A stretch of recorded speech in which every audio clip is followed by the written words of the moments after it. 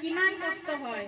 দূৰ দূৰণিৰ মানুহবিলাকে যে পাহাৰৰ ওপৰত থাকে তেওঁলোকে পানী কিনি খাব লগা হয় আমি এতিয়া সমতলত আছো কাৰণে আমাৰ অলপমান পানীৰ সুবিধাটো আছে কিন্তু বহুত ঠাইৰ মানুহে পানীৰ অভাৱত ভুগে গতিকে আমি কি কৰিব লাগে পানী যত্ন কৰি ব্যৱহাৰ কৰিব লাগে কিন্তু আমি যতনাই ৰাখিব লাগে আৰু পানী কেনেকৈ সংৰক্ষণ কৰিম এই যে বৰষুণৰ পানীবিলাক পৰি থাকে সেই পানীৰে আমি লেতেৰা চাফা কৰিম গছ পুলি দিম এইবিলাক কি কৰিব লাগে যেতিয়া বৰষুণৰ পানী পৰিব আমি পানীখিনি ধৰি ৰখাৰ চেষ্টা কৰিব লাগে আমি আমাৰ ঘৰৰ দৰে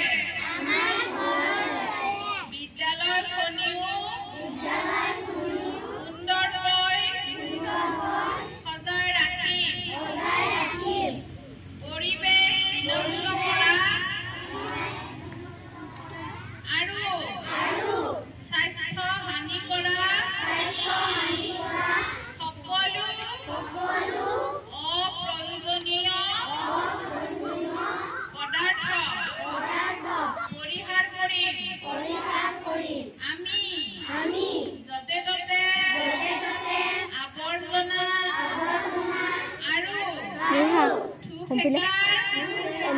নেপেলাওঁ আমি অনাময় ব্যৱস্থা পৰিষ্কাৰ পৰিচ্ছন্নতা আৰু হাত ধোৱাৰ ব্যৱস্থা প্ৰতিটো নিয়ম ভালদৰে পালন কৰিম আমি